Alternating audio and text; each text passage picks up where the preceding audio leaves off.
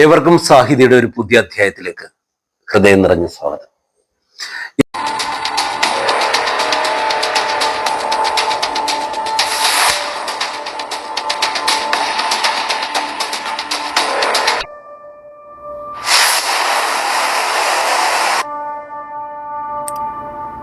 ഇന്ന് സാഹിതി എൻ്റെ പുസ്തകം എന്ന പങ്ക്തിയിൽ അവതരിപ്പിക്കുന്നത് മലയാളികൾക്കേറെ പ്രശസ്തയായ, മലയാളികൾക്കേറെ ഇഷ്ടമായ, മലയാളികൾ നെഞ്ചോട് ചേർത്ത് നിർത്തിയ ഒരു എഴുത്തുകാരി.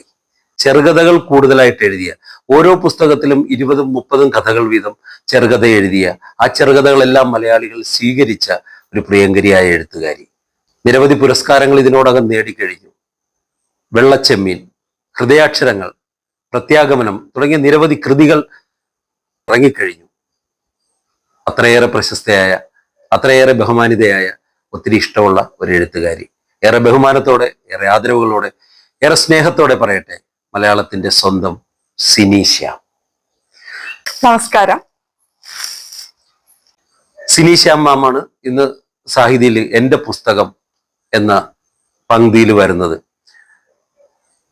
സിനി മാമിന്റെ പുസ്തകം വായിക്കുമ്പോൾ നിരവധി കഥകൾ വായിക്കാനുള്ള ഒരു ഭാഗ്യം കിട്ടിയിട്ടുണ്ട്. ശരിക്കും ഒരു മുത്തശ്ശി അല്ലെങ്കിൽ ഒരു വീട്ടമ്മ ഉമ്മറത്തിണ്ണയിലിരുന്ന് നമ്മളോട് കഥ പറയുന്ന ഫീലാണ് നമുക്ക് വരുന്നത്. ജീവിതത്തോട് ഏറെ അടുത്ത് നിൽക്കുന്ന, ജീവിതഗന്ധിയായ കഥകൾ പറയുന്ന ഒരു എഴുത്തുകാരി. ഓരോ കഥകൾ നമ്മൾ വായിക്കുമ്പോഴും അതിലെ കഥാപാത്രങ്ങൾ, കഥാസന്ദർഭങ്ങൾ നാം എവിടെയൊക്കെയോ കണ്ടു മറന്ന, നമ്മൾ എവിടെയൊക്കെയോ കേട്ടിട്ടുള്ള, നാം എവിടെയൊക്കെയോ പരിചയപ്പെട്ടിട്ടുള്ള, നമ്മുടെ ജീവിത വഴിത്താരയിൽ എവിടെയൊക്കെയോ നമ്മൾ കണ്ടുമുട്ടിയ കഥാപാത്രങ്ങൾ അല്ലേന്ന് നമുക്ക് തോന്നിപ്പോകും. ഓരോ കഥ വായിച്ചു പോകുമ്പോഴും നമുക്ക് തോന്നും, ഈ കഥാപാത്രങ്ങളെ ഞാൻ എവിടെയോ കണ്ടിട്ടില്ലേ, ഇവരുമായി ഞാൻ എവിടെയൊക്കെയോ സംസാരിച്ചിട്ടില്ലേ, ഈ കഥാപാത്രങ്ങൾ എൻ്റെ ജീവിതത്തിൽ എവിടെയൊക്കെയോ വന്ന് മുട്ടിയിട്ടില്ലേ എന്ന് നമുക്ക് തോന്നിപ്പോകും. അത്രയ്ക്ക് ഹൃദയസ്പർശിയായി, അത്രയ്ക്ക് ഹൃദയം കൊണ്ട് എഴുതുന്ന ഒരു എഴുത്തുകാരി. അതുകൊണ്ട് തന്നെ സാഹിതിയിൽ സിനി മാം വരുമ്പോൾ ഏറെ സന്തോഷമുണ്ട്, ഏറെ അഭിമാനമുണ്ട്. മാമിൻ്റെ ഏറ്റവും പ്രശസ്തമായ കൃതികൾ ഞാൻ മുൻ അധ്യായങ്ങളിൽ പറഞ്ഞിട്ടുണ്ട്. ഒരു എഴുത്തുകാരിക്ക് അല്ലെങ്കിൽ ഒരു എഴുത്തുകാരന് തൻ്റെ കൃതികളെല്ലാം, ഒരമ്മയ്ക്ക് തൻ്റെ മക്കളോടെന്നുള്ള പോലെ സ്നേഹം ഉണ്ടാകും, ഇഷ്ടമുണ്ടാകും. പക്ഷേ നമ്മുടെ ഈ പങ്ക്തിയിൽ ഒരു പുസ്തകം ആണ് എഴുത്തുകാർ പരിചയപ്പെടുത്തുന്നത്.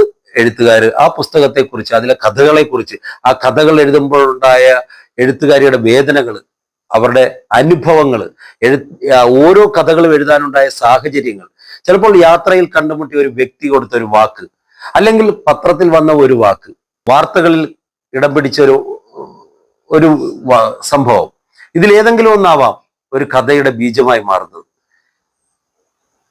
മറ്റ് എഴുത്തുകാരിൽ നിന്ന് വ്യത്യസ്തമായൊരു പ്രത്യേകത സിനി എന്ന എഴുത്തുകാരിൽ, സിനി ശ്യാം എന്ന എഴുത്തുകാരിയിൽ ഞാൻ കണ്ടത്, ഇന്ന്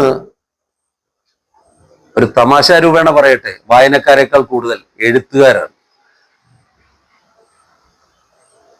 കവികളായും കഥാകൃത്തുക്കളായും നിരവധി എഴുത്തുകാർ ഇന്ന് ഈ മലയാള ദേശത്തുണ്ട്. പക്ഷെ ഇവരൊക്കെ മറ്റെഴുത്തുകാരുടെ എത്രത്തോളം കൃതികൾ വായിക്കുന്നു എന്നുള്ളത് വിചിത്രമായ കാര്യമാണ്. പല എഴുത്തുകാരുമായിട്ട് നമ്മൾ സംസാരിക്കുമ്പോൾ, പ്രത്യേകിച്ച് ഇന്നത്തെ യുവതലമുറയിൽ വരുന്ന എഴുത്തുകാരോട് സംസാരിക്കുമ്പോൾ ഇവർക്ക് വായനാശീലം കുറയുന്നു എന്നെനിക്ക് മനസ്സിലാക്കാൻ കഴിഞ്ഞിട്ടുണ്ട്. പല പുസ്തകങ്ങളെ പറ്റിയും പറയുമ്പോൾ ചിരിച്ചുകൊണ്ട് പറയും, ഞാനത് വായിച്ചിട്ടില്ലായിരുന്നു. പക്ഷെ അതിൽ നിന്നൊക്കെ വ്യത്യസ്തമായ ഒരു എഴുത്തുകാരിയാണ് സിനി മാം. പല കാര്യങ്ങളും നമ്മൾ സംസാരിക്കുമ്പോൾ എഴുത്തിനേക്കാൾ ഉപരി വായനയെക്കുറിച്ചാണ് സിനി എന്ന എഴുത്തുകാരി സംസാരിക്കാറുള്ളത്. മറ്റെഴുത്തുകാരുടെ പുസ്തകങ്ങൾ വായിച്ചപ്പോഴുണ്ടാകുന്ന അനുഭവങ്ങൾ, ആ എഴുത്ത് തന്നിലെ എഴുത്തുകാരിയെ വളർത്താനുണ്ടാക്കിയ സാഹചര്യങ്ങൾ, തന്നിലെ എഴുത്തുകാരിയെ പ്രോത്സാഹിപ്പിക്കാനുണ്ടായ സാഹചര്യങ്ങൾ ഒക്കെ പറയാറുണ്ട്. അതുകൊണ്ട് തന്നെ എൻ്റെ പുസ്തകം എന്ന പങ്ക്തിയിലും അത് നാം പറയും എന്ന് ഞാൻ വിശ്വസിക്കുന്നു. ഇന്ന് പലരും എഴുതാറുണ്ട്, വായിക്കാറില്ല. ഞാനത് റിപ്പീറ്റ് ചെയ്ത് പറയുകയാണ്. അതവരുടെ രചനകളിൽ നമുക്കത് കാണാനും കഴിയും. അടിയുറച്ചൊരു വായനാശീലം തന്നിലുണ്ട് എന്ന് ബോധ്യപ്പെടുത്തും വിധമാണ് സിനി ശ്യാം എന്ന എഴുത്തുകാരിയുടെ ഓരോ കൃതികളും. അതുകൊണ്ട് തന്നെ സിനി ശ്യാമിന്റെ ഏറ്റവും പ്രശസ്തമായ വെള്ളച്ചെമ്മീൻ എന്ന കൃതിയെക്കുറിച്ചാണ് സിനി മാം ഇവിടെ പറയുന്നത്. സാഹിതിയിലെ പ്രേക്ഷകരുമായിട്ട് സംവദിക്കാൻ തയ്യാറാകുന്നത് ആ പുസ്തകത്തെക്കുറിച്ചാണ്. അതുകൊണ്ട് തന്നെ നമുക്ക് കേൾക്കാം. 30ഓളം കഥകൾ അടങ്ങിയ വെള്ളച്ചെമ്മീൻ എന്ന പുസ്തകത്തിലെ ഓരോ കഥകളും വ്യത്യസ്ത പ്രമേയങ്ങളാണ്. അതുകൊണ്ട് തന്നെ ഓരോ കഥകളും നമുക്ക് നൽകുന്ന അനുഭവങ്ങൾ വ്യത്യസ്തമായിരിക്കും. സിനിമാവിന്റെ രചനയുടെ ഏറ്റവും പ്രത്യേകത ഞാൻ കണ്ടിട്ടുള്ളത് ജീവിതാനുഭവങ്ങളെ ഏറ്റവും കൂടുതൽ തൻ്റെ എഴുത്തിലേക്ക് കൊണ്ടുവരാൻ ആഗ്രഹിക്കുകയും അത് ചെയ്യുകയും ചെയ്യുന്ന ഒരു എഴുത്തുകാരി. അതിലുപരി ഭാവങ്ങളെ തീവ്രമായ ഭാഷയിൽ തന്നെ അവതരിപ്പിക്കുന്ന ഒരു കാര്യം. അത് പ്രണയമാകട്ടെ, വിരഹമാകട്ടെ, വിശപ്പാകട്ടെ, സന്തോഷമാകട്ടെ, സന്താപമാകട്ടെ, എന്തുമാകട്ടെ, അത് ഏറ്റവും തീവ്രമായ രീതിയിൽ അവതരിപ്പിക്കുന്നു. അതുകൊണ്ട് തന്നെ ഓരോ കഥകളിലും നമ്മൾ വായിക്കുമ്പോൾ നമുക്ക് ചിലപ്പോൾ ഏറെ ചിരിക്കാനുണ്ടാവാം, ചിലപ്പോൾ ചില കഥകൾ നമ്മുടെ കണ്ണുകളെ ഈറനണിയിക്കുന്നുണ്ടാവാം. ഇതൊക്കെ ഹൃദയത്തിൽ തൊട്ടെഴുതുന്ന ഒരു എഴുത്തുകാരിയുടെ മിടുക്ക് തന്നെ എന്നല്ലാതെ നമുക്ക് എന്താ പറയാൻ കഴിയുക. ഏറെ ദീർഘിപ്പിക്കുന്നില്ല. വെള്ളച്ചെമ്മീൻ എന്ന പുസ്തകത്തെക്കുറിച്ച് സിനിമാമിന് എന്താ പറയാനുള്ളതെന്ന് നമുക്ക് കേൾക്കാം. ഒത്തിരി സന്തോഷം. നന്ദി, നമസ്കാരം.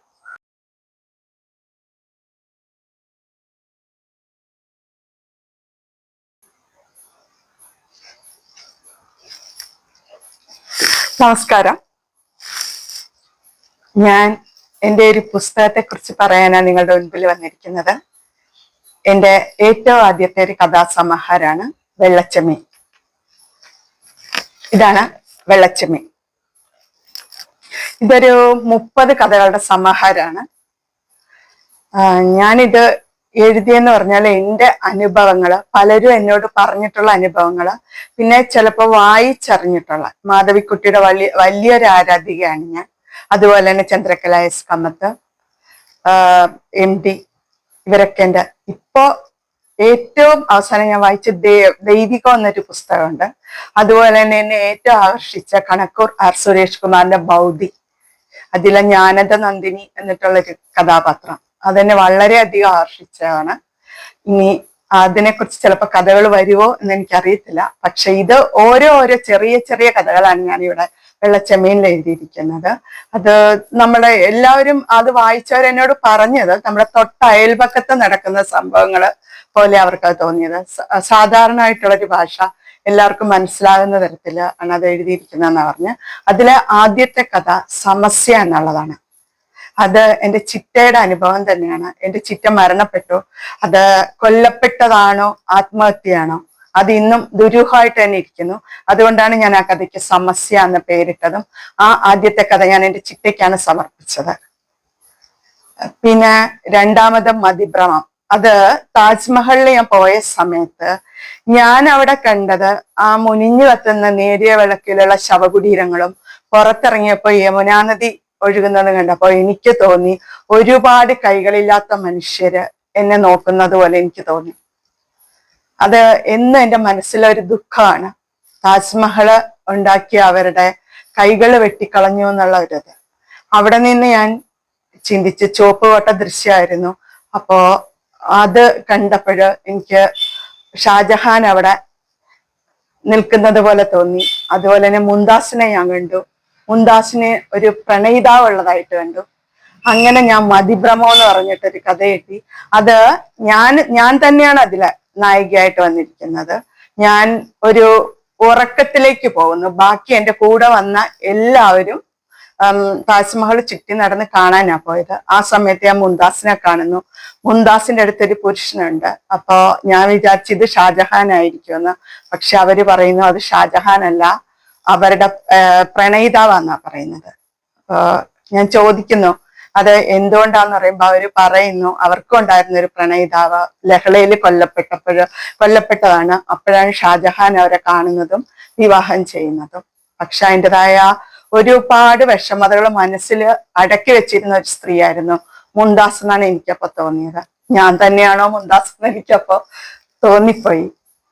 പിന്നെ മുംതാസ് പറയുന്ന കാര്യങ്ങൾ, ഷാജഹാൻ നമ്മളാരും ഇതിപ്പോ ഞാൻ പറയുന്നത് കേട്ട് വേറെ വിപ്ലവാത്മകമായിട്ടുള്ള പ്രശ്നങ്ങളൊന്നും ഉണ്ടാവരുത്. അത് പ്രസിദ്ധീകരിക്കുമെന്ന് തന്നെ എനിക്ക് ഭയമായിരുന്നു. പക്ഷെ എൻ്റെ ആ കഥ പ്രസിദ്ധീകരിച്ചുകൂടി വന്നു. അപ്പൊ എനിക്ക് ഭയങ്കര സന്തോഷം. അതിനെക്കുറിച്ച് എല്ലാവരും ഒരുപാട് നല്ല അഭിപ്രായങ്ങളാണ് പറയുന്നത്. പലരും പറഞ്ഞു, പോയ സാഹിത്യകാരന്മാർ തന്നെ പലരും എന്നോട് പറഞ്ഞു അവരാരും താജ്മഹലിൽ പോയിട്ട് മുംതാസിനെയോ ഷാജഹാനെയോ കണ്ടിട്ടില്ല എന്ന്. സിനി എങ്ങനെ കണ്ടു എന്ന് എന്നോട് ചോദിച്ചു. അപ്പൊ അതെനിക്കറിയില്ല. ഞാൻ ഇങ്ങനെ ആ കഥയിൽ കൂടി പോയി അവരുടെ പ്രണയിതാവും. ഷാജഹാൻ മറ്റൊരു ലോകത്താണ് അതില്, ആ കഥയില്. കാരണം ഇങ്ങനെ കൈകൾ വെട്ടിക്കളഞ്ഞത് ഷാജഹാൻ സ്വാർത്ഥതയുടെ ഒരു വ്യക്തിയായിട്ടാണ് എനിക്ക് തോന്നിയത്. സ്വന്തം താല്പര്യങ്ങൾക്ക് വേണ്ടി മാത്രം. അതായത് മുംതാസിനോട് അത്രയധികം പ്രണയം ഉണ്ടായിരുന്നെങ്കിൽ ഒരിക്കൽ പോലും ഭാര്യ സഹോദരി വിവാഹം ചെയ്യില്ലായിരുന്നു.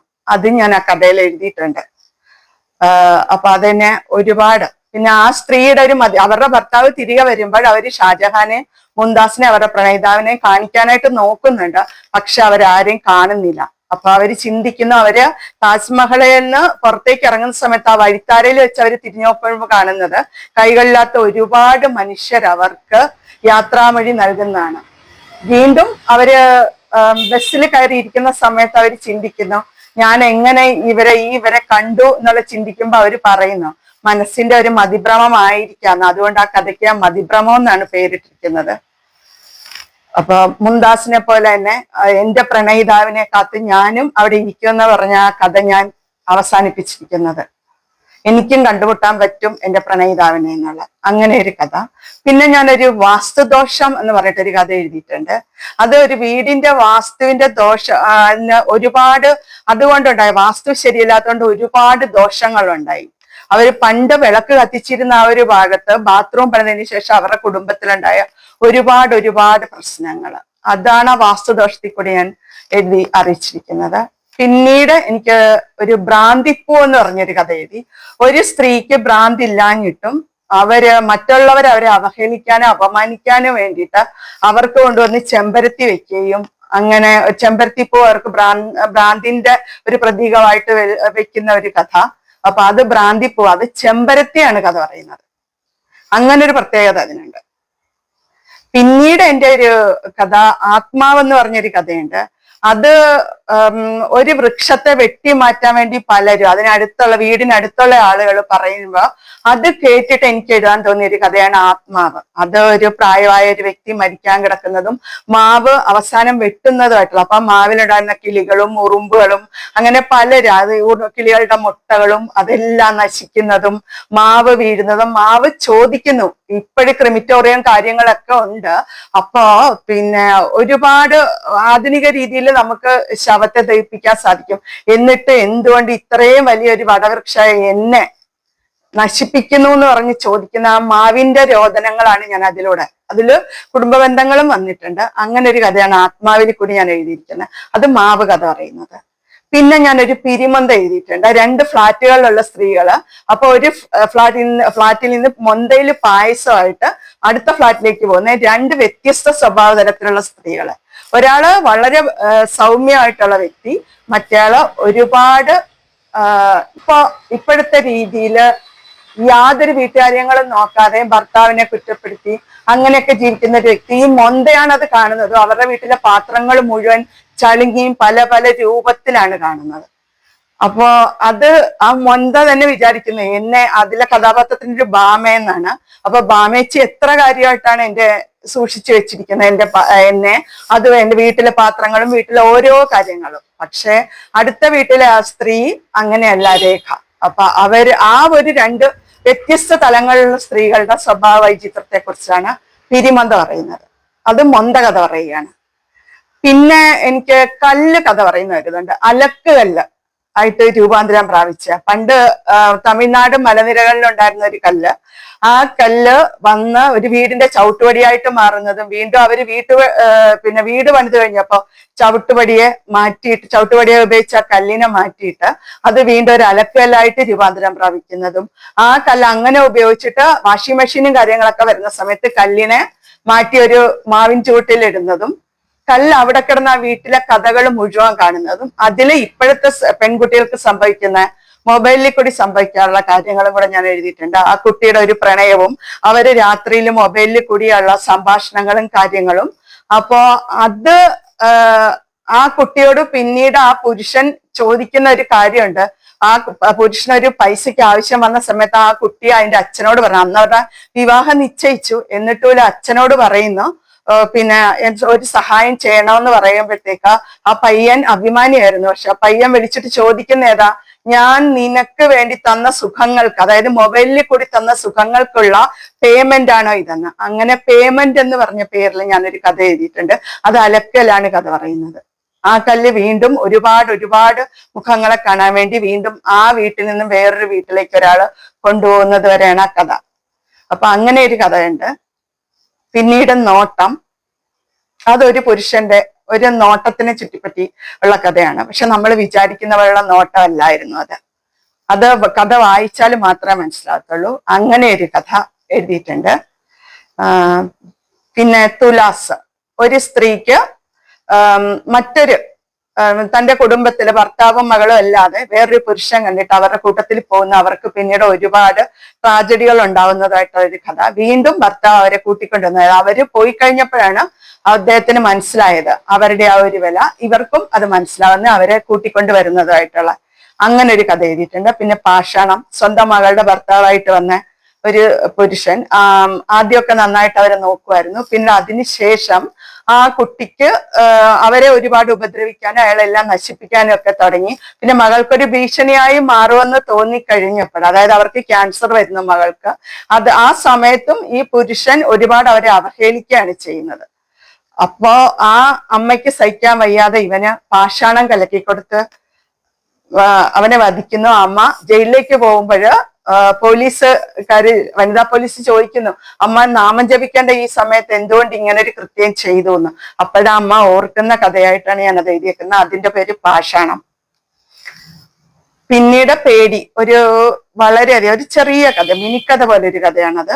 ഒരു പെൺകുട്ടി, എപ്പോഴും അധോമുഖിയായിരുന്ന ഒരു പെൺകുട്ടി. ആ കുട്ടിക്ക് സ്വന്തം കൂടെ പഠിക്കുന്നവരാരൊക്കെയാണെന്ന് പോലും ആ കുട്ടിക്ക് വ്യക്തമല്ല. കൂടെ പഠിക്കുന്നവര് വളരെ പെട്ടെന്ന് ക്ലാസ്സിലേക്ക് കയറി വരികയും ക്ലാസ് കഴിഞ്ഞോണ്ടേ പുറത്തേക്ക് പോകുന്നതും ആരെങ്കിലും എന്തെങ്കിലും ചോദിച്ചാലും മാത്രം മറുപടി പറയുകയും ചെയ്യുന്ന ആ ഒരു പെൺകുട്ടിക്ക് ഒറ്റയ്ക്ക് ഒരു പ്രാവശ്യം ക്ലാസ്സിൽ കയറി ഇരിക്കേണ്ട സമയത്ത് ഒരു പുരുഷൻ വന്ന് വാതില് മറഞ്ഞു നിൽക്കാതെ ഭയപ്പെടുന്നതും മുകളിൽ നിന്ന് താഴേക്ക് ചാടാന്ന് വരെ ചിന്തിച്ചത് പുറത്ത് വരാന്തയിൽ ഇറങ്ങി നിൽക്കുമ്പോൾ മറ്റ് കോളേജിലുള്ള കുട്ടികൾ അതിനൊപ്പം പഠിക്കുന്നവർ വരുന്നു. അപ്പൊ അവരോട് ചോദിക്കുമ്പോഴാണ് അവരാണ് പറയുന്നത്, ഇതിന്റെ മുഖം വല്ലാതെ ഭയന്നിരിക്കുമ്പോഴാണ് അവർ ചോദിക്കുന്നത് എന്ത് പറ്റിയെന്ന് ചോദിക്കുമ്പോഴാണ് ആ പുരുഷൻ പറയുന്നത്, ഞാൻ ഈ കുട്ടിയെ പേടിപ്പിക്കാനെന്ന് നോക്കിയാണ്, നമ്മുടെ കൂടെ പഠിക്കുമെന്ന് പറഞ്ഞാലും ആ കുട്ടിക്ക് ഞങ്ങളെ ആരെ അറിയത്തില്ല. അപ്പൊ ആ കുട്ടി അതുകൊണ്ട് അതിനെ ഒന്ന് ഭയപ്പെടുത്താൻ വേണ്ടി ഞാൻ പറഞ്ഞാണെന്ന് പറയുമ്പോഴാണ് ഈ കുട്ടി അറിയുന്ന ഈ ആളും നമ്മുടെ കൂടെ തന്നെ ട്യൂഷൻ ഉണ്ടായിരുന്നായിരുന്നെന്ന്. അങ്ങനെ ഒരു മിനിക്കഥ ഞാനത് എഴുതിയിട്ടുണ്ട്. പിന്നെ അക്കരപ്പച്ച എന്ന് പറഞ്ഞിട്ടൊരു കഥ, അത് പണത്തിനോടുള്ള ആർത്തി കൂടിയിട്ട് ഒരു മകളെ അമ്മ വിവാഹം ചെയ്തു കൊടുക്കുന്നതും വിദേശത്തുള്ള ഒരു വ്യക്തിക്ക് വിവാഹം ചെയ്തു കൊടുക്കുന്നതും, ആ വിദേശത്തുള്ള വ്യക്തി റോബോട്ട് അയാളെ കൊണ്ടുവന്നിട്ട് ഒരു മുസ്ലിം സമുദായത്തിലാണ് ആ കുട്ടി. അപ്പോ മുസ്ലിം ആക്കി മാറ്റിയിട്ട് വിവാഹം ചെയ്യുന്നു. അവര് 5 ലക്ഷം രൂപയൊക്കെ ഇവർക്ക് മെഹറായിട്ട് കൊടുക്കുന്നു. അങ്ങനെ വിവാഹത്തിന് ശേഷം ഈ കുട്ടി പോയെങ്കിലും വീണ്ടും തിരിച്ചു വന്നിട്ട് ആ കുട്ടിക്ക് ഒരു ജീവിതം ഇല്ല. അത് പിന്നെ ഒരു മാനസിക രോഗ ആശുപത്രിയിലാവുന്നതും അതിന്റെ അച്ഛൻ അതിനെ നഷ്ടപ്പെടുന്നതും പിന്നെ അമ്മ മാത്രമേ ഉള്ളൂ. ആ ഒരു സന്ദർഭത്തിൽ അതിനെ നോക്കാൻ ആരുമില്ല, ആങ്ങളമാരും ആരും നോക്കുന്നില്ല. അപ്പൊ അടുത്ത വീട്ടിലുണ്ടായിരുന്നവര് ഇതുപോലെ തന്നെ ഹോസ്പിറ്റലിൽ വെച്ച് ആ കുട്ടിയെ കാണുകയും അതിനെ പിന്നെ അവര് തിരിച്ച് കൊണ്ടുവരികയും അവരുടെ വീട്ടിലേക്ക് കൊണ്ടുവരികയും ചെയ്യുന്നതായിട്ടൊരു കഥയാണത്. അത് അക്കരപ്പച്ച. അങ്ങനെ ഒരു കഥ എഴുതിയിട്ടുണ്ട്. പിന്നെ വഴിവിളക്ക്, അത് വീട്ടിൽ ജോലി ചെയ്തിരുന്ന ഒരു അമ്മ, ആ അമ്മയുടെ മകളായിരുന്നു ഈ കുട്ടി. അമ്മ ഒരു പ്രാവശ്യം സ്റ്റെപ്പ് ഇറങ്ങി വരുന്ന സമയത്ത് ഉരുണ്ട് താഴേക്ക് വീണിട്ട് മരിക്കുകയാണ് ചെയ്യുന്നത്. അച്ഛനാണെങ്കിൽ ഭയങ്കര മദ്യപാനിയാണ്, മദ്യപാനശീലം ഒരുപാടുള്ള വ്യക്തിയാണ്.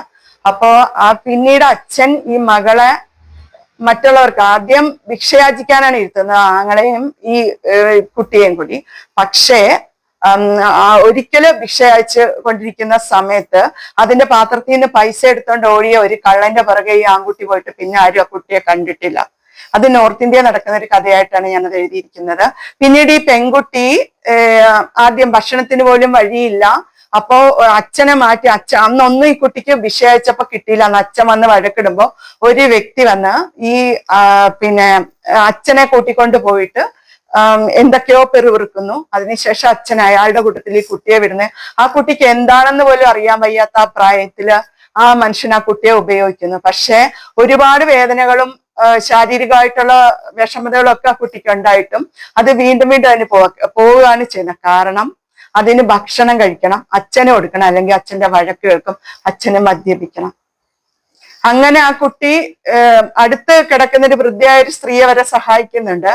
അപ്പൊ ഒരു ഫ്ലാറ്റിൽ താമസിക്കുന്ന ഒരു വീട്ടമ്മ ഈ കുട്ടിയെ കാണുന്നതും ചിരിക്കുന്ന, അവരുടെ ഭർത്താവ് ആ കുട്ടിയോട് സംസാരിക്കുന്ന, അവരെ വിളക്കുന്നതുമാണ്. ആരുമില്ലാത്ത സമയത്ത് ഈ പെൺകുട്ടി ഇവരുടെ വീട്ടിലേക്ക് വരികയാണ്. വന്നിട്ട് പറയാണ്, ആന്റി ഞാൻ പോകുവാണ് ഇവിടെ നിന്ന്. അപ്പൊ കാരണം ചോദിക്കുമ്പോഴാണ് അതിനേക്കാളും ഒരുപാട് വയസ്സിന് പ്രായമുള്ള ഒരുപാട് പ്രായമുള്ള ഒരു വ്യക്തി ആ കുട്ടിയെ വിവാഹം ചെയ്യാൻ തയ്യാറാണ്. വിവാഹം ചെയ്യുകയല്ല, കൂടെ കൊണ്ടുപോയി താമസിപ്പിക്കുകയാണ്. അപ്പൊ അവരുടെ നാട്ടിലേക്ക് അവർ തിരിച്ചു പോവുകയാണ്, ഉത്തർപ്രദേശിലുള്ള. അപ്പൊ അവിടെ താമസിച്ചു കഴിഞ്ഞാല് ആ കുട്ടിക്ക് 1.5 ലക്ഷം രൂപ കൊടുക്കുക, ഒരു വീട് വാങ്ങിച്ചു കൊടുത്തിട്ടുണ്ട്, അവിടെ താമസിക്കുക. അപ്പൊ ആ വ്യക്തിയുടെ ഒരു ചിന്താഗതി എന്ന് പറഞ്ഞാൽ പ്രായം കുറഞ്ഞ കുട്ടികളായിട്ട് ജീവിച്ചാൽ അയാൾക്കും ചെറുപ്പമാകും, അങ്ങനെ ഒരു ചിന്താഗതിയുള്ള വ്യക്തിയാണ്. അങ്ങനെ ആ കുട്ടി പോകുന്നത് ഈ ജനലിൽ കൂടി ഈ സ്ത്രീ നോക്കി നിൽക്കുകയാണ്. അപ്പൊ അതിന് ഞാൻ പേരിട്ടിരിക്കുന്ന വഴിവിളക്കാണ്. അപ്പോഴും മനസ്സിലോർക്കുന്നു, നീ ഒരു നെയ്വിളക്കാകേണ്ടതായിരുന്നു അമ്പലത്തിലെ, പക്ഷെ നീ ഒരു വഴിവിളക്ക് മാത്രമാണ്. വഴിവിളക്കിന് അപ്പോഴും വെളിച്ചം കാണാൻ വേണ്ടി മാത്രം. പിന്നെ ഇനി അയാൾ ഉപേക്ഷിച്ചു കഴിഞ്ഞാൽ എന്താവും? അതൊക്കെ ആ ഒരു അമ്മയുടെ ചിന്തയിൽ വന്നിട്ട് അവര് ആ ജനലിൽ കൂടി കുട്ടി പോകുന്നത് നോക്കി നിൽക്കുന്നൊരു ഇത്. അതാണ് എന്റെ വഴിവിളക്ക് എന്ന് പറഞ്ഞിട്ടൊരു കഥ. പിന്നെ ഇരുമാംഗല്യ യോഗം എന്ന് പറഞ്ഞൊരു കഥയുണ്ട്. അവർക്ക് ഒരു സ്ത്രീ അവരുടെ മുറച്ചെറുക്കനുമായിട്ട് വിവാഹം ഉറപ്പിച്ചു വെച്ചിരുന്നതും പിന്നെ കുടുംബ പ്രശ്നങ്ങൾ കാരണം ആ വിവാഹം നടക്കാതിരുന്നതും അവരെ മറ്റൊരു പുരുഷൻ വിവാഹം ചെയ്യുന്നു. ഒരു കുഞ്ഞായി കഴിഞ്ഞപ്പോഴത്തേക്ക് അദ്ദേഹം ഒരു അപകടത്തിൽ മരിക്കുന്നു. പക്ഷെ ആ ഒരു അമ്മയ്ക്ക് ഒരൊറ്റ മകനായിരുന്നു. അമ്മ വളരെ കാര്യമായിട്ട് ഈ മരുമകളെ നോക്കിക്കൊണ്ടിരുന്നത്. അച്ഛൻ ആ സമയത്ത് വന്ന് വിളിക്കുന്നു, അച്ഛന്റെ പെങ്ങളുടെ മകൻ വീണ്ടും വിവാഹം ചെയ്യാൻ തയ്യാറാണെന്ന് പറയുമ്പോൾ ഈ സ്ത്രീ പറയുന്നത്, ഞാൻ ഒരിക്കലും ഇനി അമ്മയെ വിട്ടിട്ട് വരത്തില്ല, പിന്നെ അവരുടെ ഭർത്താവിന്റെ ഓർമ്മകളിൽ കുഞ്ഞുമായിട്ട് ജീവിക്കാന്നാ പറയുന്നത്. അങ്ങനെ അവര് ജീവിക്കുന്നു. അതിനിടയ്ക്ക് കുട്ടിയുടെ അച്ഛൻ മരിക്കുന്നു. മരിച്ചതിന് ശേഷം വീണ്ടും അവരുടെ അമ്മയും ഇവരുടെ കൂടെ വന്ന് താമസിക്കുകയായിരുന്നു. ഭർത്താവിന്റെ ജോലി അവർക്ക് ലഭിച്ചു. മകൻ വലുതായി. മകൻ ബോംബെയിൽ പോയി വലിയ ബിസിനസ്മാനായിട്ട് മാറുന്നു. അതിനുശേഷം മകൻ അവിടെ തന്നെ ഫ്ലോറൻസ് എന്ന് പറഞ്ഞിട്ടുള്ള ഒരു ഭിന്നജാതിയിൽപ്പെട്ട കുട്ടിയെ വിവാഹം ചെയ്യാൻ അമ്മയോട് ആവശ്യപ്പെടുമ്പോഴത്തേക്ക് അമ്മ സമ്മതിക്കുന്ന, തനിക്കുണ്ടായ അനുഭവം ഇനി ഉണ്ടാവരുന്നു. അതിനിടയ്ക്ക് വിനയനെ 2 പ്രാവശ്യം അവർ കണ്ടിട്ടുള്ളൂ, അവരുടെ മുറച്ചെറുക്കനെ. അതായത് അവരുടെ അച്ഛൻ മരിച്ച സന്ദർഭത്തിലും പിന്നെ അവരുടെ അപ്പച്ചി മരിച്ച സന്ദർഭത്തിലും മാത്രം കാണുന്നു. മകൻ വന്നതിന് ശേഷം വീണ്ടും ഇവരുടെ 2 അമ്മമാരും മരിക്കുന്നു. ഓരോരോ കാരണങ്ങളായിട്ട് വാർദ്ധക്യ സഹജമായിട്ടുള്ള പ്രശ്നങ്ങളായിട്ടൊക്കെ അവര് മരിക്കുകയാണ്. 2 പേരും. മരിച്ചതിന് ശേഷം ഈ അമ്മ ഒറ്റയ്ക്കാകുമ്പോ അമ്മയെ ഒറ്റയ്ക്കാക്കി പോകാൻ ഈ മകന് വിഷമം. അപ്പൊ മകൻ പിന്നെ പറയുന്ന, ഈ വീട്ടിൽ അമ്മ എങ്ങനെ ഒറ്റയ്ക്ക് കഴിയും, അതുകൊണ്ട് അമ്മയെ ഞാൻ വൃദ്ധസദനത്തിലാക്കുകയാണ്, എന്നിട്ട് പിന്നെ നമുക്ക് ഈ വീട് വിൽക്കാന്ന് പറഞ്ഞു, എനിക്ക് പൈസയ്ക്ക് ആവശ്യമുണ്ടെന്ന് പറയുന്നു. അങ്ങനെ പൈസ മകന് ആവശ്യമല്ല. ആദ്യം അമ്മയ്ക്ക് ഇവർക്ക് സങ്കടമാണ്, പിന്നെ അത് കഴിഞ്ഞിട്ട് അവർ സമ്മതിക്കുന്നു വീട് കൊടുക്കാന്ന്. അങ്ങനെ വീട് കൊടുത്തിട്ട് ഇവര് തലേ ദിവസം ആ വീടിന്റെ തിണ്ണയിൽ മാറിയിരിക്കുന്നതാണ്. മകനെ മടിയിൽ കിടത്തി ഇരുന്നിട്ട് മകൻ ഉറങ്ങാൻ പോകുന്നു. ഇവര് വീണ്ടും അവിടെ തന്നിക്കുക, ഇനി ഒരിക്കലും എനിക്ക് ഈ തിണ്ണയിൽ ഇരിക്കാൻ പറ്റില്ല, എനിക്ക് എന്ത് ദുഃഖങ്ങളുണ്ടെങ്കിലും ഞാൻ ഈ തിണ്ണയിൽ ഇരിക്കുമ്പോൾ കടൽപ്പുറത്തിരിക്കുന്ന ആ ഒരു കടൽക്കാറ്റേറ്റിരിക്കുന്ന ആ ഒരു മാനസികാവസ്ഥയിലായിരുന്നു ഞാൻ ഇരുന്നത്. ഇനി ഞാൻ എന്തെടുക്കും, സാരയില്ല, എന്നോടൊപ്പം അതേപോലുള്ള ദുഃഖങ്ങൾ അനുഭവിക്കുന്ന ഒരുപാട് പേരുടെ കൂടെയല്ല ഞാൻ പോകുന്നത്, മകൻ സുഖമായിട്ട് കഴിയട്ടെ എന്ന് അവർ ചിന്തിക്കുന്നു. അങ്ങനെ അവരെയും കൊണ്ട് മകൻ രജിസ്റ്റർ ഓഫീസിന്റെ അടുത്തേക്കാ പിറ്റേ ദിവസം പോകുന്നത്. അപ്പൊ അവര് ചോദ്യരൂപേണ നോക്കുമ്പോ പറയും, ഇന്നലെ നമ്മളൊരു ഒപ്പിടാൻ മറന്നുപോയി, അത് ഒന്നുകൂടി ഇട്ട് കൊടുത്തിട്ട് വേണം പോകാനെന്ന്. അങ്ങനെ അവര് പോകുന്ന സമയത്ത് അവരുടെ മുറച്ചെറുക്കന്റെ ഒരു കൂട്ടുകാരനെ അവിടെ വെച്ച് കാണുന്നു, വീടിന് സമീപമുള്ള. അദ്ദേഹത്തെ നോക്കി ചിരിച്ചുകൊണ്ട് അവര് രജിസ്റ്റർ ഓഫീസിൽ പോയി സൈൻ ചെയ്യുക ചെയ്യുന്നത്. ചെയ്തിറങ്ങിയെന്ന് അവര് കാറിൽ കയറുന്ന സമയത്ത് അവരപ്പൊ ചോദിക്കുന്നുണ്ട് വീട്ടിലെ സാധനങ്ങളൊക്കെ. അപ്പൊ മകൻ പറയുന്ന ഒരു കൂട്ടുകാരന്റെ വീട്ടിലേക്ക് മാറ്റി സാധനങ്ങളൊക്കെ. കൂട്ടുകാരന്റെ കാറിലാണ് അവര് ഇരിക്കുന്നത്. അപ്പൊ അവര് വരുന്ന സമയത്ത് കാറിന്റെ ബാക്ക് സീറ്റില് ഈ വിനയൻ എന്ന് പറഞ്ഞ അവരുടെ മുറച്ചെറുക്കിനെയാ കാണുന്നത്. അപ്പൊ അദ്ദേഹത്തോടൊപ്പം ഇരിക്കാൻ ഇവർക്ക് മടിയുണ്ട്. പിന്നെ മുൻസീറ്റിൽ കൂട്ടുകാരനും കൂടി ഇരിക്കുന്നത് കൊണ്ട് അവരും പിൻസീറ്റിൽ ഇരിക്കുന്നു. പക്ഷെ വണ്ടി നേരെ പോയത് വിനയന്റെ, അതായത് ഇവരുടെ അപ്പച്ചിയുടെ വീട്ടിലേക്കാണ്. അവിടെ ചെല്ലുമ്പോഴും അവർക്ക് ഇറങ്ങാൻ മടിയായിരുന്നു. അപ്പോഴും മകനെ കുട്ടു എന്ന് അവര് വിളിക്കുന്നത്. അങ്ങനെ മകൻ വിളിച്ച് അവര് ആ വീട്ടിലേക്ക് ചെല്ലുമ്പോൾ കുട്ടു തന്നെ പോയിട്ട് ഒരു നിലവിളക്ക് കത്തിച്ച് അമ്മയുടെ കൈ കൊണ്ടുവന്ന് കൊടുക്കുക. എന്നിട്ട് അപ്പൊ ഇവര് അത്ഭുതപ്പെട്ടിരിക്കുന്ന സമയത്ത് പറയുന്നു, ഞാൻ രണ്ടാമത് ഇപ്പൊ ഒപ്പിട്ടത് അമ്മയുടെയും വിനയമാമന്റെ വിവാഹമായിരുന്നത്, അപ്പൊ ഞാൻ അല്ലാതെ പറഞ്ഞ അമ്മ സമ്മതിക്കത്തില്ല, ഞാൻ സാക്ഷിക്കുളത്തിലായിരുന്നു അമ്മയെ ഒപ്പിട്ടത്. അമ്മ കയറാൻ പറയുന്നു. ഇവര് അത്ഭുതപ്പെട്ട് സങ്കടപ്പെട്ട് തന്നെ അവര് കയറുന്നത്. കയറി അവര് നോക്കുന്ന സമയത്ത് അവരുടെ അമ്മയുടെയും അവരുടെ മുൻ ഭർത്താവിൻ്റെതും അവരുടെ അച്ഛൻ, അമ്മ, അപ്പച്ചി എല്ലാവരുടെ ഫോട്ടോകളിലും മുഴുവൻ മാലകള്, എല്ലാ മാലകളും അവരെ നോക്കി അനങ്ങി ചിരിക്കുന്ന പോലെ അവർക്കത് തോന്നുന്നത്. അതിനുശേഷം അവര് മകനോട് ചോദിക്കുന്നു സങ്കോചത്തോടുകൂടി, മോനെ, ഞാൻ ഈ പ്രായത്തിൽ ഇങ്ങനെ വിവാഹം ചെയ്തു, ഇത് മറ്റുള്ളവരെന്ത് പറയും? പലരുടെയും സ്വപ്നങ്ങൾ മരിച്ചിട്ടുള്ളത് ഈ ഒരു ഒറ്റ ചോദ്യത്തിലാണ്. അല്ലെങ്കിൽ അവർ ആ ഒരു ചിന്തയിലാണ്, മറ്റുള്ളവരെന്ത് പറയും നമ്മെക്കുറിച്ച്, അങ്ങനെ ഒരു ചിന്ത. അപ്പോഴും മകൻ അന്നത്തെ പേപ്പർ എടുത്തുകൊണ്ടെന്ന് കാണിക്കുകയാണ്, ഇന്ന് വിവാഹിതരായി എന്നുള്ള അതില് ആ വിനയം എന്ന് പറഞ്ഞ അവന്റെ ആ മാമന്റെയും അമ്മയുടെയും ഫോട്ടോ. പിന്നെ അവൻ പാസ്ബുക്ക് അമ്മയ്ക്ക് കൊടുക്കുക ചെയ്യുന്നത്. എന്നിട്ട് പറയുന്നു, അമ്മ വെച്ചു. അപ്പൊ നിനക്കല്ലേ പൈസയ്ക്ക് ആവശ്യം എന്ന് പറയുമ്പോ, അമ്മയുടെ തറവാട് വിറ്റ് വാങ്ങിയ ആ പൈസ കൊണ്ട് എന്റെ എല്ലാ കാര്യങ്ങളും ഭംഗിയായി തന്നെ അവിടെ ബിസിനസ് നടക്കുന്നത്. പിന്നെ ആ വീട്ടിലാണെങ്കിൽ അമ്മ ഒരിക്കലും വിവാഹത്തിന് സമ്മതിക്കില്ല. അതുകൊണ്ടാണ് ഞാൻ ആ വീട് വിൽക്കാൻ അമ്മയോട് പറഞ്ഞത്.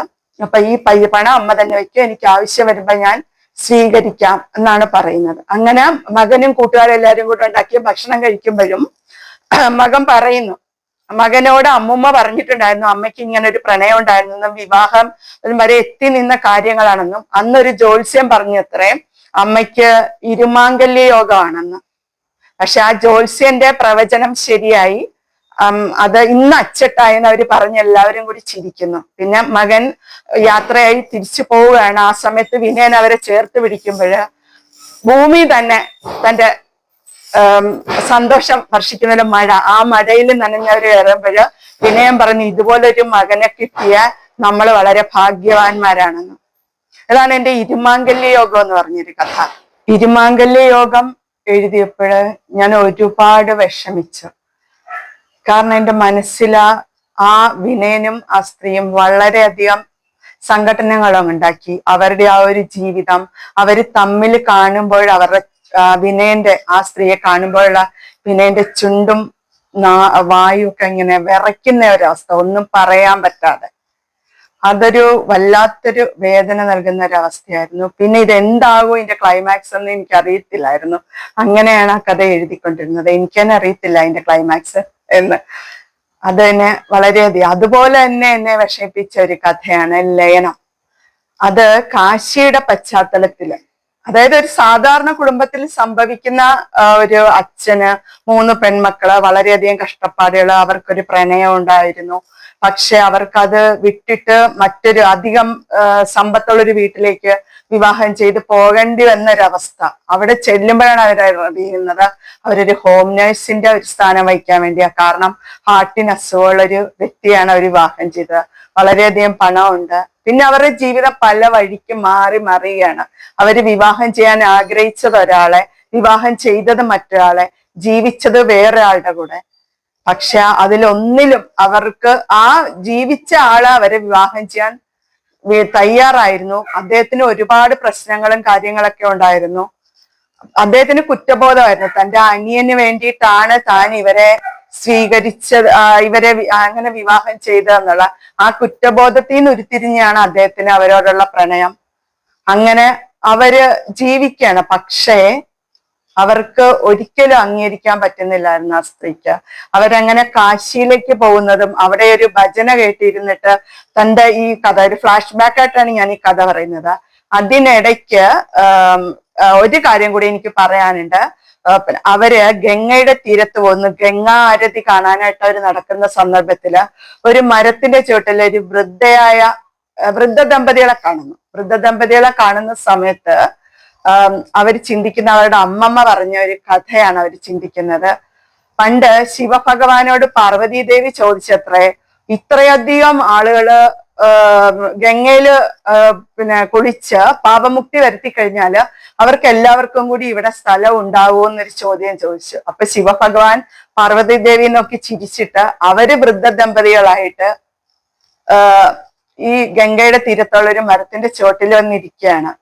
പെട്ടെന്ന് ആ വൃദ്ധൻ മരിക്കുന്നു. വൃദ്ധന്റെ തലയെടുത്ത് അവര് മടിയിൽ വെച്ചിട്ട് അവരെല്ലാവരോടും പറയുന്നു, പാപം ചെയ്യാത്ത ആരെങ്കിലും ഉണ്ടെങ്കിൽ എന്റെ ഭർത്താവിനെ ഒന്നും ദഹിപ്പിച്ച് തരണവേ, എന്റെ എല്ലാം സംസ്കാരക്രിയ ചെയ്ത് തരണവേ എന്ന് പറയുമ്പോൾ ആരും അത് ചെയ്യാനായിട്ട് മുന്നോട്ട് വരുന്നില്ല. അവസാനം ഒരു വ്യക്തി മാത്രം വരുന്നു. അപ്പൊ അവർ ചോദിക്കുന്നു, നിന്നിൽ പാപമില്ലേ എന്ന് ചോദിക്കുന്നു. നിന്നിൽ പാപമില്ലേ എന്ന് ചോദിക്കുന്ന സമയത്ത് ആ വ്യക്തി പറയുന്നു, ഗംഗയില് കുളിച്ചു കഴിഞ്ഞാല് എല്ലാ പാപവിമുക്തരായി എന്നാണ് വിശ്വാസം, അപ്പൊ ഇപ്പൊ എന്നിൽ പാപമില്ല എന്ന്. അങ്ങനെ ആ വ്യക്തി തയ്യാറാവുന്നതാണ്. അപ്പൊ ശിവഭഗവാൻ ദേവിയോട് പറയുന്നു, ഒരുപാട് പേര് ഇങ്ങനെ ചെയ്യുന്നുണ്ട്, പക്ഷേ ഇതിൽ ഒരു വ്യക്തി മാത്രമാണ് യഥാർത്ഥ ഭക്തൻ, യഥാർത്ഥ വിശ്വാസി, ബാക്കിയെല്ലാം പ്രകടന ഭക്തിയാണ്. അപ്പൊ ഇദ്ദേഹത്തിന് മാത്രമാണ് മോക്ഷം കിട്ടുന്നത് എന്നൊരു വാക്ക് പറയുന്നുണ്ട്. ആ ഒരു കഥയും കൂടി ഞാൻ ഇതിൽ ഉൾപ്പെടുത്തിയിട്ടുണ്ട്. അടുത്ത എന്റെ കഥ മാഷ് എന്ന് പറഞ്ഞിട്ടൊരു കഥയാണ്. അത് ഒരു സാധാരണ കുടുംബത്തിൽ നടക്കുന്ന ഒരു കഥയാണ്. അത് എന്റെ വീട്ടിൽ തന്നെ നടന്നതെന്ന് എനിക്കറിയത്തില്ല. ആ ഒരു രീതിയിലാണ് ഞാൻ ആ കഥ എഴുതിയേക്കുന്നത്. വളരെ സരളമായിട്ടുള്ളൊരു കഥ. അപ്പൊ അത് നിങ്ങൾ വായിച്ച് തന്നെ മനസ്സിലാക്കണം. ഞാനൊരു അധ്യാപികയായിരുന്നു. അപ്പൊ ആ ഒരു അധ്യാപക ദിനത്തോട് എനിക്ക് അതുകൊണ്ട് വളരെ താല്പര്യമാണ്. അപ്പൊ അങ്ങനെ ഒരു ദിവസം ഞാൻ എഴുതിയ ഒരു കഥയാണ് അധ്യാപക ദിനം. അതും വളരെ ഹൃദയസ്പർശിയായിട്ടുള്ളൊരു കഥയാണ്. അത് നിങ്ങൾ വായിച്ച് തന്നെ അറിയുക. പിന്നെ സിന്ദൂരയുടെ പൊട്ട് എന്ന് പറഞ്ഞിട്ടൊരു കഥ എഴുതിയിട്ടുണ്ട്. അത് കിഡ്നി ട്രാൻസ്പ്ലാന്റേഷൻ ചെയ്യുന്നതും അതിനോടനുബന്ധിച്ചുള്ള ഒരുപാട് സംഭവ വികാസങ്ങളുള്ള മനുഷ്യരെ നമ്മളെ വളരെയധികം വേദനിപ്പിക്കുന്ന കഥകൾ. അതുപോലെ തന്നെ അൽഖ്വയ്ദ തീവ്രവാദികളുടെ മൂലം ഒരാൾ വധിക്കപ്പെട്ടതും അത് നമ്മുടെ കുടുംബത്തിൽ തന്നെ നടന്നിട്ടുള്ള, അതിനെ ഒരുപാട് സങ്കടപ്പെട്ടു. എന്റെ ചെറുപ്പത്തിൽ നടന്നിട്ടുള്ള ഒരു കാര്യമാണ്. പക്ഷെ അതെന്റെ മനസ്സിൽ കടന്നിരുന്നു. ആ കഥ എഴുതുന്ന സമയത്ത് ആ അണ്ണനെ ഞാൻ ഓർക്കുകയും ആ ഒരു സംഭവത്തിനെ ആസ്പദമാക്കി കഥ മുന്നോട്ട് പോകുന്നു. അപ്പൊ അങ്ങനെ ഒരു കഥ കൂടി ഉണ്ട്. അതിന്റെ പേരാണ് സിന്ദൂരയുടെ പൊട്ട്. അങ്ങനെ വിവിധ തരത്തില് 30 കഥകളുടെ ഒരു സമാഹാരമാണിത്. എല്ലാം സാധാരണ സംഭവങ്ങളാണ് അതിലെല്ലാം എഴുതിയിരിക്കുന്നത്. നമ്മുടെ അടുത്ത അയൽ വീട്ടിൽ നടക്കുന്ന പോലുള്ള കാര്യങ്ങളാണ് എഴുതിയിരിക്കുന്നത്. എന്നെ ഹഠാത് ആകർഷിച്ച ഒരു കഥയാണ് എന്റെ നന്ദുക്കുട്ടനൊരു കഥ. അതെന്റെ ഒരു സുഹൃത്തിന്റെ മകൻ എന്നോട് ചോദിച്ചു, ആന്റി എന്റെ പേരിലൊരു കഥ എഴുതുമോന്ന്. അങ്ങനെ ഞാൻ ചിന്തിച്ചപ്പോഴ് സുനാമിയെ കുറിച്ചും കടല്, കര, പിന്നെ കാറ്റ്, അങ്ങനെ വർഷപാതം, അതിനെ എല്ലാത്തിനെയും ലിങ്ക് ചെയ്തിട്ട് ഞാൻ എഴുതിയൊരു കഥയാണത്. അപ്പോ കടലിന്റെ ഭാര്യയാണ് കര എന്നുള്ള രീതിയിലും, ഭൂമിയാണ് അമ്മയെന്നും, പിന്നെ കാറ്റുചേട്ടനും മഴച്ചേട്ടനും വരുന്നു എന്നും, അങ്ങനെ ആ കുഞ്ഞിന് മനസ്സിലാകുന്ന വിധത്തിൽ ഞാൻ എഴുതിയിട്ടുള്ള ഒരു കഥ. അതിൽ ക്ലോറോ ഫ്ലോറോ കാർബണിന്റെയും ഓസോൺ പാളിക്ക് ദ്വാരം വന്നത്, അങ്ങനെ മനുഷ്യനെ ഒരുപാട് മനുഷ്യ മക്കൾ ഒരിക്കലും നന്നാവുന്നില്ല, ബാക്കി എല്ലാ ജീവജാലങ്ങളും പ്രകൃതിയുടെ നിയമം അനുസരിച്ചാണ് ജീവിക്കുന്നത്. അപ്പൊ അതിന് ഇതായിട്ട് അവരെ ശിക്ഷിക്കാൻ വേണ്ടിയിട്ട്, അവരെ നന്നാവാൻ വേണ്ടിയിട്ടും പ്രകൃതി അല്ലെങ്കിൽ ഭൂമി ചെയ്യുന്ന കാര്യങ്ങളാണ് ഭൂകമ്പം, സുനാമി. എന്നിട്ടും അവരാരും നന്നാവുന്നില്ല. അപ്പൊ അവർക്ക് സദ്ബുദ്ധി കൊടുക്കണേ എന്നുള്ള ഒരു വിധത്തിലുള്ളൊരു കഥയാണ് ഞാനത് എഴുതിയേക്കുന്നത്. എന്റെ നന്ദുക്കുട്ടനൊരു കഥ. എന്റെ പല കഥകളിലും പ്രകൃതിയും മനുഷ്യരായിട്ടുള്ള അഭേദ്യമായിട്ടുള്ള ബന്ധം വന്നിട്ട്. നന്ദുക്കുട്ടനൊരു കഥയ്ക്ക് ശേഷം ഞാൻ പിന്നീട് എഴുതിയത് സീതാശാപം എന്ന് പറഞ്ഞ. അപ്പൊ ഒരു അലക്കാരന് സീതയിൽ നിന്ന് ലഭിച്ച ശാപത്തിന്റെ ഫലമാണ് അവരനുഭവിക്കുന്ന വിഷമതകൾ എന്ന് പറഞ്ഞിട്ട് വീട്ടിലെ അലക്കാരി പറയുന്ന ആയിട്ടുള്ള ഒരു അനുഭവം ആയിട്ടുള്ള ഒരു കഥ. അത് വളരെ വിഷമം തോന്നുന്ന ഒരു കഥയാണ്. അപ്പൊ അങ്ങനെ ഒരു കഥ ഞാൻ എഴുതിയിട്ടുണ്ട്. പിന്നീട് ഞാൻ എഴുതിയത് വെള്ളച്ചെമ്മി ഒരു ചെറിയ സംഭവത്തിൽ തുടങ്ങിയിട്ട് അത് മുസ്ലിം ഭാഷയിലാണ് ഞാനത് എഴുതിയേക്കുന്നത്. തനതായ മുസ്ലിം ഭാഷ. അബ്ദു എന്ന് പറഞ്ഞൊരു കഥാപാത്രവും അദ്ദേഹത്തെ ചുറ്റിപ്പറ്റിയുള്ള അദ്ദേഹത്തിന്റെ കുടുംബത്തിലെ സാഹചര്യങ്ങളും പക്ഷിപ്പനി വരെ അതിന് ഞാൻ ഉൾപ്പെടുത്തിയിട്ടുണ്ട്. അങ്ങനെ അവരനുഭവിച്ച വ്യഥകള് അതെന്റെ മനസ്സിലും അപ്പൊ ഒരുപാട് വ്യഥകൾ ഉണ്ടാക്കിയൊരു കഥയാണത്. എങ്കിലും ശുഭപര്യവസായിട്ട് അവസാനിക്കുന്ന ഒരു കഥ. അത് നിങ്ങൾ വായിച്ചു തന്നെ അറിയണം. ആ ഒരു കഥയോടുള്ള ഒരു ഇഷ്ടം കൊണ്ട് മാത്രമാണ് ഈ പുസ്തകത്തിന് ഞാൻ വെള്ളച്ചെമ്മീൻ എന്ന പേരിട്ടത്. മറ്റു കഥകളുടെ ഒന്നും പേര് ചേർക്കാതെ വെള്ളച്ചെമ്മീൻ എന്ന പേരിടാൻ കാരണം അത് തന്നെയാണ്. പിന്നെ എല്ലാവരും വെള്ളച്ചെമ്മീൻ വായിക്കണം. വായിച്ചിട്ടുള്ളവര് വീണ്ടും വായിക്കുക. അപ്പൊ ഒരിക്കൽ കൂടി എല്ലാവർക്കും അകൈതവായ നന്ദി രേഖപ്പെടുത്തുന്നു. നന്ദി, നമസ്കാരം. 30 കഥകൾ എഴുതിയ വെള്ളച്ചെമ്മീനില് ഓരോ കഥകളെ കുറിച്ച് നമ്മൾ ഇത്ര നേരം കേട്ടു. ഈ കഥ പറച്ചില് ഞാൻ തുടങ്ങിയപ്പോൾ പറഞ്ഞില്ലേ, എനിക്കുണ്ടായ ഒരു അനുഭവമാണ് ഞാൻ നിങ്ങളോട് പറഞ്ഞത്. ഒരു മുത്തശ്ശി ഇരുന്ന് ഉമ്മറത്തിണ്ണയിലിരുന്ന് നമ്മളോട് കഥ പറയുന്ന പോലെയാണ് പലപ്പോഴും സിനിമാവുമായിട്ട് ഞാൻ സംസാരിക്കുമ്പോൾ എനിക്ക് ഫീൽ ചെയ്തിട്ടുള്ളത്. അതുകൊണ്ട് തന്നെ ഇന്നിത് എടുക്കുമ്പോൾ ആ ഉമ്മറത്തിണ്ണയിൽ ഇരുന്ന് ഇത് കേൾക്കണമെന്ന് എനിക്കൊരു ആഗ്രഹത്തിന്റെ പേരിലാണ് ഞാനത് സിനി എന്ന നമ്മുടെ പ്രിയങ്കരിയായ എഴുത്തുകാരിയുടെ ഉമ്മറത്തിണ്ണയിൽ തന്നെ വെച്ച് ഷൂട്ട് ചെയ്യാനുണ്ടായത്.